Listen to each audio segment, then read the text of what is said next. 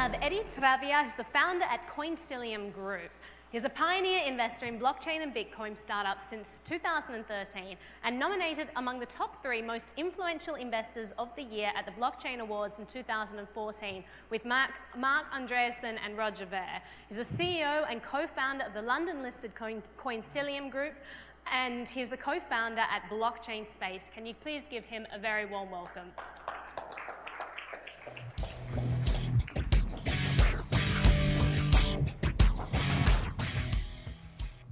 Hello, everyone. Hope this works. Very pleased to be here in Korea. Always a pleasure. And speaking at Eddy, I was one of the first speakers at this event back in Singapore, I think 2015. So, as I was introduced, I will go quickly about my profile again. So, as was mentioned, I'm a pioneer investor in this space since 2013. Before that, I had experience with private equity and venture capital. And in summer 2013, I co-founded a company called Sitcoin, which at the time was the first global Bitcoin incubator, Bitcoin startup incubator. And we organized the first digital currency event in Asia, which was called Bitcoin Singapore 2013, which gives me even more admiration for what the organizers at Eddy are doing, because that was a lot of work, and that was just one event in 1 year. And as was said, I was recognized among the top 3 most influential investors in this space back in 2014. To be honest, there were not so many investors back in 2014. And I'm the CEO at Coinsilium and an advisor to a few blockchain companies. So what is Coinsilium? Coinsilium is a venture builder, an accelerator, and we're supporting early stage blockchain companies. We have invested in 18 of these. These are some examples of the companies we have invested in. We are listed on a stock exchange in London called Next Exchange. Factum, which is one of the leaders in the space of data for mortgage companies in the US. RSK, which enables smart contracts validated by the Bitcoin blockchain, which is in mainnet since a few months only. Indoors, interesting company based in Singapore, which is kind of a decentralized LinkedIn, and all the information you put, the claims on your skills and degrees are validated by the community. Very interesting project, and goes a bit in the direction, if you heard at the lunch, a great speech by Alex Lightman was talking about validating, authenticating your skills, your diplomas. It goes in that direction. And Blocks, which is actually the new product recently launched by CoinDash. So these are just a few examples of the companies we invested in. Now, we all know about blockchain, but what was striking for me, at least in 2016, is when Harvard Business Review qualified blockchain as a foundational technology. And the important sentence, in my sense, is the fact that it says that with blockchain, we have the potential to create new foundations for our economic and social systems, meaning a very long-term, deep impact in our society. And that's really one of the reasons that I'm in this space. And I guess one of the reasons why there are so many projects, very interesting as well. And as you may have seen this cover before, in The Economist back in October 2015 was speaking about blockchain as the trust machine. In this article, Factum was mentioned. So this is just a quick table about the type of investments we were doing back in 2014 and the type of investments we're doing now. So we moved from what I would refer to as transactional activities to platforms mainly, protocols, and the new areas of investments are security, data, smart contracts, and Internet of Things. As you may have heard before, we have entered this phase which is called the 4th Industrial Revolution. This is a term that was coined back in 2010, and it was originating in Germany And it was presented by the German Engineering Federation at a very big fair in Germany called the Hannover Messe in 2011. And the original pillars were automation, Internet of Things, and artificial intelligence. So everybody knows about the different industrial revolutions, and this was qualified as the fourth one. And in 2016, actually, I was at Davos at that time, at the World Economic Forum, and during this forum, the World Economic Forum added blockchain as one of the pillars of the fourth industrial revolution. This is just to note that although there are many technologies and many areas which are part of this fourth industrial revolution, blockchain can be seen as a kind of a connector at the heart of this revolution. It is not considered just as another technology in addition to all these new technologies coming up. It is actually one that aggregates a lot of that and becomes this kind of foundational technology as described by Harvard Business Review. So this is from a Roland Berger report, basically giving a few figures about the impact of the fourth industrial revolution and showing some of the activities that different countries and different initiatives that countries are involved with. It's quite interesting to see that it's all about the return on capital deployed. And in this report, it shows that in terms of profitability, actually South Korea is the number one in the report by Roland Berger with the highest ranking in profitability about return on capital deployed. But actually Germany is the one that actually managed to move in both directions, added profitability and added return on capital employed and the way the asset turnover. These are just significant challenges. I'm not going to go through all of them. Just point out one which is around machine-to-machine communication, which was covered today by the speaker for HDAC, for example. One of the critical challenges in this space.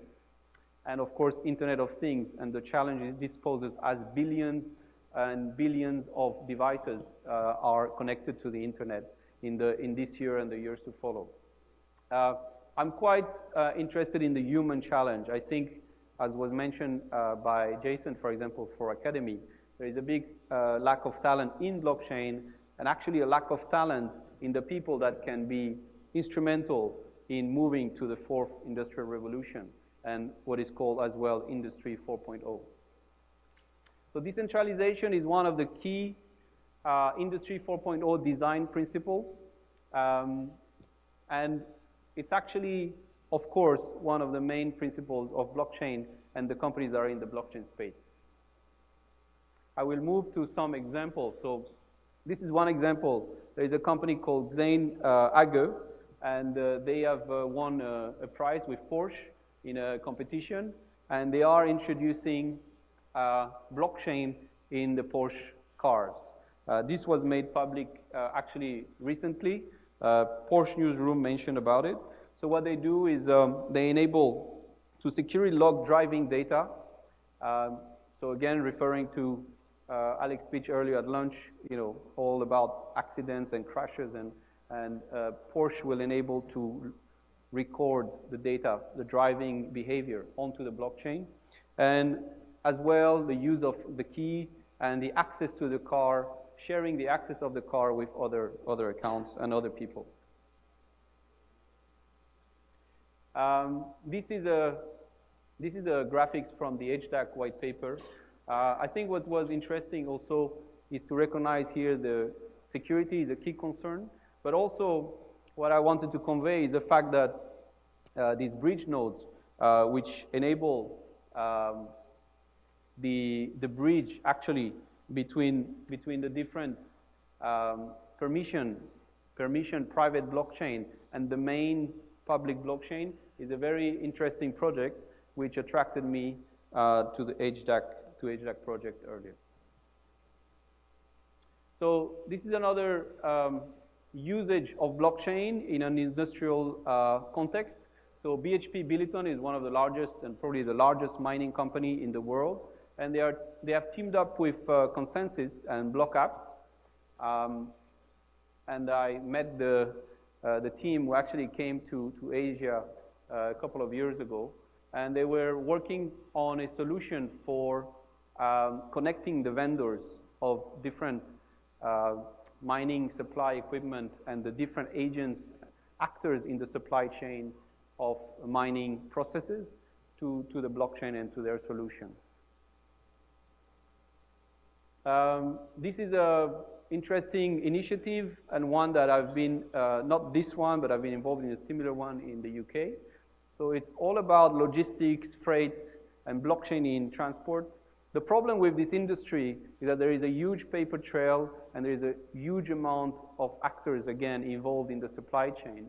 So how to standardize and record all the data on the blockchain, how to use blockchain technology and the capacity, the interoperability, and the capacity to share information. Well, this Blockchain in Transport Alliance managed to do that because the only way to do that is actually to have all the actors together and sharing the data. So as you see, by the time a shipment reaches destination, up to 200 different interactions might have occurred. So that's a lot of work to put standardize and put on the blockchain. This is the difference between traditional supply chain and the new way to look at supply chain. Running out of time, so I'm not going to go too deep into it. But we can quickly see that there is a new level of interaction, and it enables many, many interactions that are not, which are not the case today. That's a use case as well, again, in the world of shipping and logistics and freight.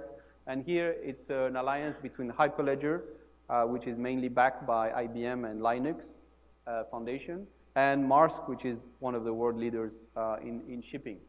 So again, track freight and make sure you have access to tamper-resistant digital records. This is another use of blockchain in the oil and gas industry. Interesting project called Petroblock. And here again, we're talking about a high number of sensors, which means a high number of data points to record.